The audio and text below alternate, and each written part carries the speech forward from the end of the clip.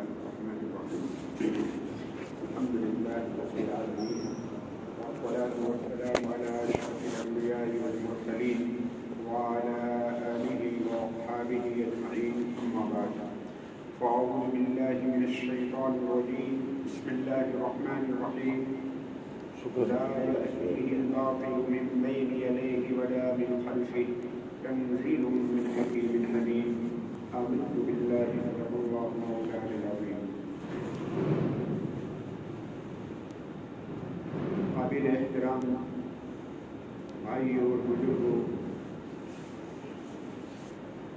पूरी दुनिया अपनी मजहबी किताबों से रिश्ता तोड़ चुकी है। दुनिया में जितने मजहब हैं उनके मानने वाले अपने मजहबी किताबों से रिश्ता, नाता और ताल्लुक को तोड़ चुकी है।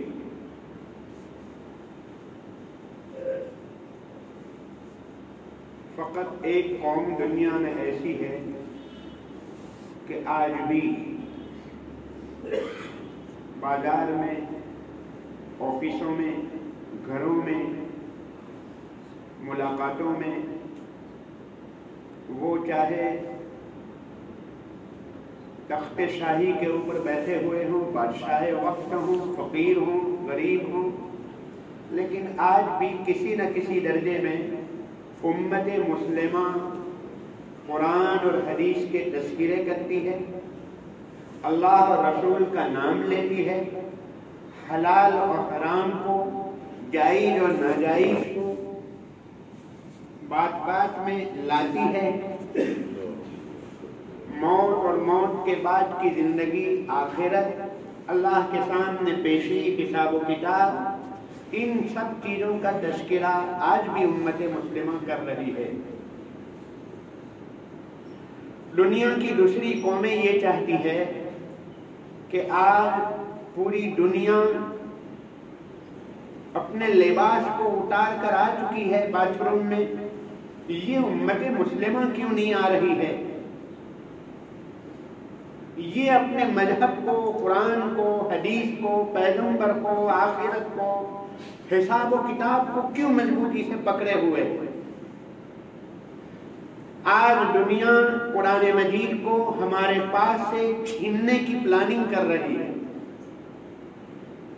हमको कुरान मजीद से अलग करना चाहती है। मेरे भाइयों, ये पहला अबू जहल का हमला नहीं है। ऐसे सैकड़ों, हजारों वसीम रिजवी पैदा हो चुके हैं और आइंदा कयामत तक ऐसे हजारों पैदा होते रहेंगे, लेकिन कुरान मजीद का कोई बाल बेका नहीं कर सकता। कुरान मजीद की हिफाजत की जिम्मेदारी अल्लाह पाक ने ली है। कुरान मजीद क्या है?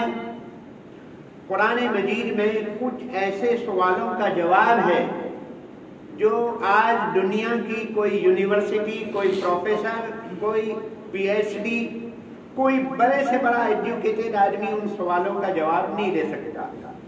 हम कौन हैं? इंसान कौन है? कहाँ से आए हैं? हमें कहाँ जाना है? हमारी मंजिल मकसूद क्या है? दुनिया को किसने पैदा किया है? इसका खालिक कौन है? ये वो सवालात हैं जिनका जवाब दुनिया की किसी कौम के पास नहीं, दुनिया की किसी किताब के पास नहीं। फकत और फकत कुरान मजीद में इसका जवाब है। मेरे भाइयों, कुरान मजीद अमनो सलामती की किताब है, अमनो अमान कायम करने वाली किताब है। ये बहुत सोची समझी स्कीम और प्लानिंग के साथ दुनिया को धोखा दिया जा रहा है कि कुरान मजीद के अंदर 26 आयतें ऐसी है जो आतंकवाद को बढ़ावा देती है। दुनिया में कत्लो किताल, मार धार, जंगो जिदाल इसको बढ़ाने वाली है। ये दुनिया को धोखा दिया जा रहा है, सफेद झूठ है। 2002 में विश्व हिंदू परिषद की जानिब से एक ऐसी पिटीशन फाइल की गई थी, कोर्ट ने उसको रिजेक्ट कर दिया था कि कुरान मजीद की 26 आयतों को हटाओ, जिसमें जिहाद और किताल की आयतें हैं उसको हटाने की पिटीशन 2002 में भी फाइल की गई थी। 1985 में चांदमल चोपड़ा की तरफ से भी ऐसी ही फाइल, एक ऐसी ही पिटीशन और ऐसा ही मुकदमा कोर्ट में आया था। उस वक्त की कोर्ट ने उसको भी रिजेक्ट कर दिया था। जहां तक ताल्लुक है जिहाद का, यकीनन कुरान मजीद में जिहाद की आयतें हैं, कत्लो किताल की आयतें हैं, उसका इनकार नहीं करते हम, लेकिन कत्लो किताल किन के साथ, किनको कत्ल करने के लिए कहा जा रहा है, ये समझने की जरूरत है। कत्लो किताल और जंगों का जहां तक ताल्लुक है, रामायण पूरी की पूरी राम जी और रावण, राम और रावण के बीच की जो जंग हुई है उससे भरपूर है। गीता जो बहुत मुकद्दस किताब समझी जाती है हिंदुओं के वहां, उसके अंदर कौरव और पांडवों की जंग की पूरी दास्तानें मौजूद है। बाइबल को उठाकर देख लीजिए, उसमें भी आपको जंग की दास्तानें मिलेगी। मेरे भाइयों, किसी की बात को और कलाम को समझने के लिए उसकी भाषा और उसकी लैंग्वेज को समझना जरूरी है। आपकी लैंग्वेज इंग्लिश है, मैं इंग्लिश अगर नहीं जानता तो फिर मैं आपकी बात नहीं समझ पाऊंगा। पहली शर्त यह है, किसी चीज को समझने के लिए उसकी लैंग्वेज का समझना जरूरी है, और इतना ही काफी नहीं, लैंग्वेज उस लेवल की। अगर मैं अंग्रेजी जानता हूं लेकिन मेरे पास अंग्रेजी का वो लेवल नहीं है जो मेरे सामने वाले का है, तो फिर ये आदमी उसकी बात नहीं समझ पाएगा। वकीलों की एक ट्रेडिशनल लैंग्वेज हुआ करती है, उनकी एक खास भाषा होती है। वकील समझते हैं लेकिन डॉक्टर नहीं समझ पाते। डॉक्टरों की इस्तिलाहात होती है, एक खास लैंग्वेज होती है, वो लैंग्वेज को डॉक्टर ही समझ सकते हैं। वकील चाहे लाख अंग्रेजी जानते हो लेकिन वो डॉक्टरों की वो लैंग्वेज को नहीं समझ पाते। भाषा की ये लेवल दोनों का एक होना जरूरी है। नंबर 2, किसी कलाम को समझने के लिए उसका बैकग्राउंड, यानी ये बात और ये आयत किस मौके पर कही गई, उसकी पूर्व भूमिका क्या है, ये आयत किस मौके के लिए उतरी है। जब तक आप किसी कलाम की पूर्व भूमिका को, बैकग्राउंड को, जिसको अहले इल्म शान नुज़ूल कहते हैं, शान नुज़ूल को नहीं समझेंगे, बैकग्राउंड को नहीं समझेंगे, तो वो आयत आप नहीं समझ सकते, धोखा खा जाएंगे।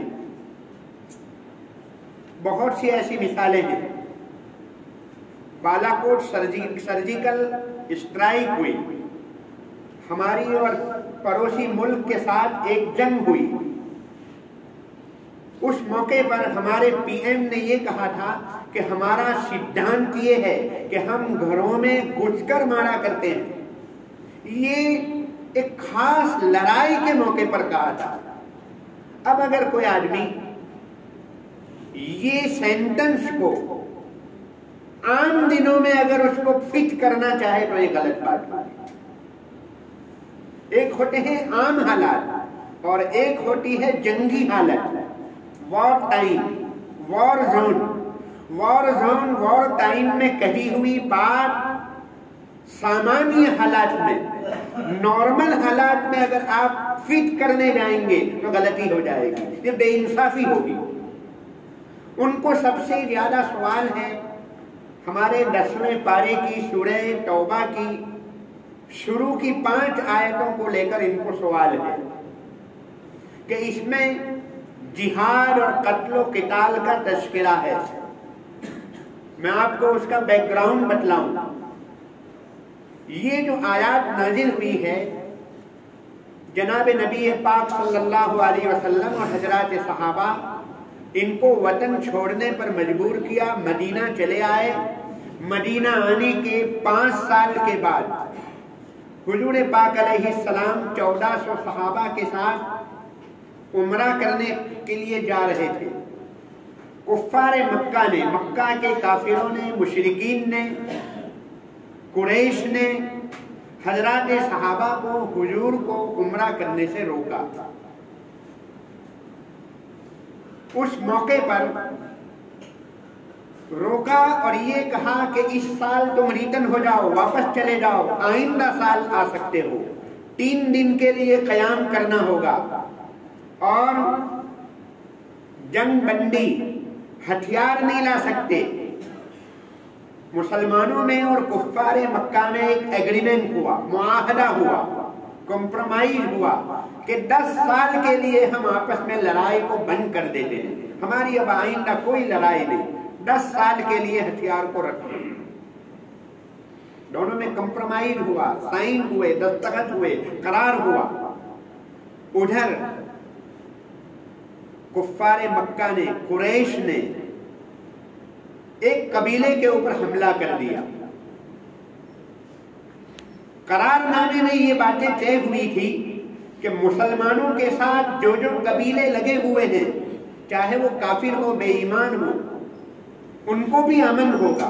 काफिरों के साथ जो कबीले छोटे छोटे लगे हुए हैं, उनको भी अमन दिया जाएगा। फकत कुरैश और मुसलमानों का मामला नहीं, कुरैश और उसका पूरा अलायंस, इसी तरह मुसलमान और उसका पूरा अलायंस, दोनों आपस में एक दूसरे के साथ जंग नहीं करेंगे। लेकिन हुआ ये कि मक्के के एक काफिर कबीले ने दूसरे काफिर कबीले के ऊपर हमला किया। यहाँ एक बात ये भी समझने की है, फतह मक्का की जो लड़ाई हुई है, वो लड़ाई की बुनियाद मुसलमान नहीं, काफिर कबीले ने हुजूर पाक अलैहिस्सलाम को रिक्वेस्ट की कि हमारे ऊपर यहाँ जुल्म किया जा रहा है। काफिरों ने कहा, मक्के के कुछ काफिरों ने कहा कि हम पर जुल्म हो रहा है, हमें बचाइए। हुजूर पाक अलैहिस्सलाम उस वक्त लश्कर को लेकर पहुंचे हैं, मुसलमानों की फेवर में नहीं, काफिरों के कबीले की फेवर और हिफाजत के लिए पहुंचे थे। देखिए, ये जो आयत नाजिल हुई है उसका बैकग्राउंड और पस मंजर मैं आपको समझाना चाहता हूँ। आपस में एग्रीमेंट हुआ था 10 साल के लिए हथियार बंद, जंग नहीं करेंगे। लेकिन काफिरों की तरफ से एक काफिर कबीले के ऊपर हमला हुआ, इन्होंने अहदनामे को, एग्रीमेंट को तोड़ दिया। तो इधर जनाब नबी पाक अलैहिस्सलाम ने कहलवाया कि देखो, तुम एग्रीमेंट को, सुलह को फिर से कायम कर लेते हो और मुआहदा फिर कायम कर लेते हो, यानी फिर से जंग बंद कर देते हो, तो ठीक है, हमारा एग्रीमेंट फिर से जारी हो जाएगा। और अगर नहीं करते हो तो 4 महीने की आपको मोहलत दी जाती है। 4 महीने की मोहलत दी जाती है। 4 महीने में माफी साफी कर लो तो फिर हमारी जंग खत्म। लेकिन उन्होंने ऐसा नहीं किया, माफी साफी नहीं की, खिलाफ वर्जी की। तो फिर इधर से हुजूर पाक अलैहिस्सलाम ने ये कहलवाया, ये आयतों का ऐलान हुआ। एक दूसरी बात, ये जो कुफ्फार, मुशरिकीन या जिन जिन लोगों की तरफ से सवालात होते हैं, वो सूरह बरात और तौबा की पहली 5 आयतों को पेश करते हैं कि इसमें मार धार का तज़किरा है। 6ठी आयत को पेश नहीं करते। 6ठी आयत में उसका जवाब है। मेरे भाइयों, यहाँ की जो मुख्तसर मजलिसें हैं, उसके जरिए से हम पूरी बात को आपको नहीं समझा पाएंगे। हमारी सबसे बड़ी बदकिस्मती ये है कि हमारे पास इधर उधर के मैसेज के लिए, चैटिंग के लिए, अलाउ बलाओं के लिए और झूठे न्यूज के लिए हमारे पास घंटों का वक्त है, लेकिन हमारे पास कुरान मजीद समझने के लिए वक्त नहीं। मेरी आजीज़ाना दरखास्त है, हमारी इस मस्जिद में से 5-10 आदमी ऐसे हों जो मारिफुल कुरान गुजराती में छपी है, उसकी सूरह तौबा की शुरू की चंद आयतों को पढ़े, उसके बैकग्राउंड को पढ़े, किस मौके पर किताल और ये जंग की आयतें नाजिल हुई है। अरुण शौरी ने, जो यहाँ का वजीर कानून रहा, मिनिस्टर ऑफ लॉ रह चुका है, यहाँ का वजीर कानून, कायदा प्रधान रह चुका है, उसने एक किताब लिखी थी वर्ल्ड ऑफ फतावा। 18,000 पेजिस का मुताला किया, 600 पेजिस की किताब लिखी वर्ल्ड ऑफ फतावा, और उस किताब के टाइटल नंबर 1 के ऊपर लिखा कि कुरान मजीद की एक सूरह फतह की आयत लिखी, अशिद्दाउ अलल कुफ्फारी। अशिद्दाउ अलल कुफ्फार का मतलब ये है कि मुसलमान काफिरों के ऊपर सख्त हैं। ये आयत शरीफा है कुरान में, ये उसने टाइटल नंबर 1 के ऊपर लिखी।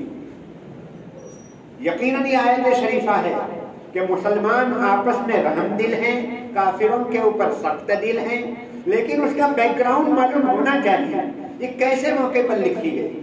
जब हुजूर पाक अलैहिस्सलाम को, सहाबा को तवाफ करने से, उम्रा करने से, हज करने से, मक्के में जाने से रोका, ऐसे मौके पर नाजिल हुई।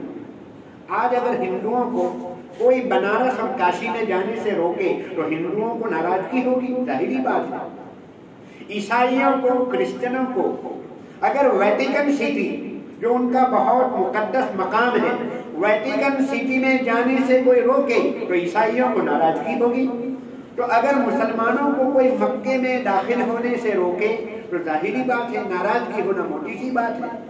तो उस मौके पर यह आयत शरीफा नाजिल हुई थी कि अशिद्दाउ अलल कुफ्फारी। आयत नाजिल होती है जंग के हालात की और उसको फिट करते हैं दूसरे हालात में, ये बेइंसाफी कहलाएगी। ये कुरान मजीद की जो 26 आयतें हैं उनका यही हाल है कि आम हालात में किसी काफिर को, मुशरिक को मारधार करने की तालीम नहीं है। जिहाद और आतंकवाद दोनों में जमीन आसमान का फर्क है, दोनों को एक करके दिखलाया जा रहा है। जिहाद यानी आप पर अगर कोई जुल्म करे, आपके साथ कोई जंग करे तो आप उसके साथ जंग करो, मुकाबला करो, अपना डिफेंस करो। डिफेंस करने के लिए मुल्की कानून, हमारे देश का जो बंधारण और कॉन्स्टिट्यूशन है उसमें भी इजाजत है। कोई आप पर हमला करे तो जाहिर बात है आप हमला करेंगे, अपने आप का बचाव करेंगे, वो गलत बात नहीं है। जिहाद का मतलब ये है कोई आप पर हमला करे तो आप अपना बचाव करो, ये कौन सी गलत बात है। आतंकवाद यानी बिला वजह किसी को मार धार करना, बेगुनाह आदमी की जान लेना, बेगुनाह आदमी की जान लेना आतंकवाद। इसको पूरी दुनिया के मुफ्तियाने किराम का मुत्तफका एक मत के साथ फतवा है कि यह हराम है, नाजायज है। बेगुनाह को मारने की तालीम शरीयत नहीं दे रही है। मेरे भाइयों 1400 साल की तारीख है, अगर कुरान में बेगुनाहों को मारने की तालीम दी जाती तो ये दुनिया की कौमें इस्लाम से करीब ना होती। कैसे कैसे लोग इस्लाम से करीब हो रहे हैं, पूरी दुनिया का करीब जमा हो रहा है। तो मेरे भाइयों, मैं अपने नौजवान भाइयों से खास तौर पर आजीजाना दरख्वास्त करूंगा कि दुनिया की वो कौमें, दुनिया के वो लोग अपना फरीजा अदा करते रहें, लेकिन हमारा फरीजा क्या है? हमें कुरान मजीद को समझने की ज़रूरत है। यहाँ दरसे कुरान होता है, उसमें शिरकत करने की ज़रूरत है। मीडिया को सुनेंगे तो मीडिया ही जहन बनेगा, कुरान के दुरूस को, सबक को सुनोगे तो फिर कुरान और इस्लाम वाला जहन बनेगा। मेरी आजीजाना दरख्वास्त है कि वसीम रिजवी के ये जो वीडियोज आ रहे हैं इसको शेयर मत करो, इसको फॉरवर्ड मत करो। ये तो हीरो बनेगा वो आदमी, हमें यूज किया जा रहा है। दुनिया ये चाहती है कि अच्छा है मुसलमान ऐसी चीजों में उलझे रहे, नेगेटिव पॉइंट देकर हमें उलझाना चाहते हैं, हमें यूज किया जा रहा है, इसको बंद करो। इंशाअल्लाह कुरान मजीद का कोई बाल बेका नहीं कर सकता। बहुत जवाब है, सैकड़ों वॉल्यूम के वॉल्यूम हमारे पास जवाब है कुरान की 26 आयतों के, कुछ नहीं है अल्हम्दुलिल्लाह। कोई ऐसी बात कुरान मजीद में एक पॉइंट भी ऐसा नहीं है। एक झूठी बात नहीं है। कुरान मजीद में 1000 आयतें साइंस से ताल्लुक रखने वाली है, साइंस से कनेक्टेड 1000 आयतें हैं। और आज तक कोई बड़े से बड़ा दुनिया का वैज्ञानिक और साइंटिस्ट उसको झुठला नहीं सका, कोई गलती और कोई पॉइंट उसमें से साबित नहीं कर सका। कुरान मजीद तो अल्लाह पाक ने ऐसी किताब दी है हमें, मेरे भाइयों ये फॉरवर्ड करना बंद करो, इन वीडियोज को आगे भेजना बंद करो। हाँ, हमारी जिम्मेदारी ये होगी ऐसे मौके पर कि हम कुरान मजीद के ताल्लुक को बढ़ाएं। वो हमें कुरान मजीद से अलग करना चाहते हैं, हम मुकाबला इस तरीके से करें, कुरान मजीद के ताल्लुक को बढ़ाओ, तिलावत को बढ़ाओ, तफसीर पढ़ना और उसका मुताला करने को बढ़ाओ। मेरे भाइयों, कुरान मजीद और इस्लाम को जो कामयाबियां मिली है 1919 में फिनलैंड और अमेरिका के अंदर शराब के ऊपर पाबंदी और बैन लगा था, लेकिन नाकामी हुई, फेल हुए। और 1933 में 1933 में कानून वापस लेना पड़ा अमेरिका को, लेकिन फकत इस्लाम को कामयाबी मिली। मार्क केलर एक बहुत बड़ा प्रोफेसर है, उसने कबूल किया कि शराब के ऊपर पाबंदी लगाने में फकत कुरान मजीद को और इस्लाम को कामयाबी मिली है। आज इस वक्त दुनिया रेसिज्म, भेदभाव, तबकाती ऊंच नीच, ये आला खानदान, ये अदना खानदान, इस सिलसिले में पूरी दुनिया परेशान है और कहीं किसी को कामयाबी नहीं मिलती है। मिनिस्ट्रियां कायम है, यूरोप में, अमेरिका में, फ्रांस में, हर जगह अलग अलग मिनिस्ट्री है कि ये भेदभाव को खत्म करो, रेसिज्म को खत्म करो, किसी को कामयाबी नहीं मिली। सरस्वती दयानंद जी जो बहुत बड़े मुफक्किर हिंदुओं के कहे जाते हैं, उनकी एक किताब है लेटर नाम की, उसमें उन्होंने लिखा कि भेदभाव को खत्म करने में इस्लाम को कामयाबी मिली, कुरान मजीद को कामयाबी मिली कि काले कलोटे हबशी बिलाल रज़ी अल्लाह ताला अन्हु को हजरत उमर फारूक जो कुरैशी और बहुत आला खानदान के थे, वो कहते थे कि बिलाल सैयदुना, बिलाल हमारे सर हैं, हमारे सरदार हैं। ये कामयाबी मिली। क्यों, क्या वजह है मेरे भाइयों? एक होता है कानून और एक होता है अकीदा। कानून को मनवाना पड़ता है, कानून को थोपा जाता है, और अकीदा जो होता है, अकीदा आदमी खुद ही मानता है। अकीदे को आदमी अपनी जाती जरूरत समझता है कि मेरा उसमें नफा है, अगर मैं नहीं करूंगा तो मेरा नुकसान होगा।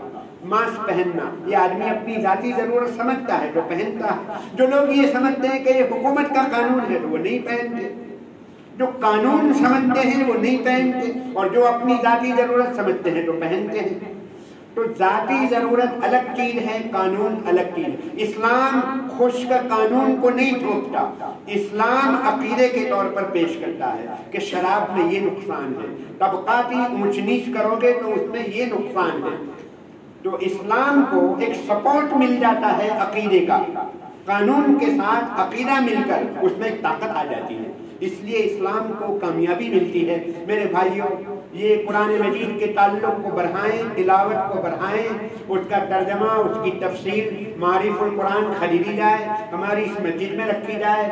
और इसी तरह मौलाना इकबाल साहब तंकारवी दारुल मतली वाला के मोहतमीम साहब, उनकी भी किताब है पवित्र कुरान सारांश, पवित्र कुरान, उसका मुताला करें, थोड़ा वक्त फारिग करें। वरना मेरे भाइयों, कुरान मजीद जो हमारी मुंडी और कैपिटल है, हमारा सर्टिफिकेट है, दुनिया हमारे पास से उसको छीनने की प्लानिंग कर रही है। अब नॉर्मल जमाना नहीं रहा है, अब गफलत के साथ हम नहीं जी सकते। अगर हमारी नस्लों को ईमान के ऊपर बाकी रखना है तो मेरे भाइयों थोड़ी सी कुर्बानी देनी पड़ेगी। हर नमाज के बाद हमारी इस मस्जिद में 4-5 मुसल्ली ऐसे होने चाहिए जो कुरान मजीद की तिलावत करते हो, एक आध मुसल्ली ऐसा होना चाहिए जो कुरान मजीद की तफसीर पढ़ रहा हो। अल्लाह तबारक ताला हम सब के ईमान की हिफाजत फरमाए, हमारी नस्लों में ईमान को कायम दायम रखे, और दुनिया की ये दूसरी जो कौमें हैं, कम्युनिटीज है, उन तक ये अमानत हमें पहुंचाने के लिए सबब के तौर पर, जरिए के तौर पर अल्लाह पाक हमें कबूल फरमाए। वाखिर दावाना अल्हम्दुलिल्लाहि रब्बिल आलमीन।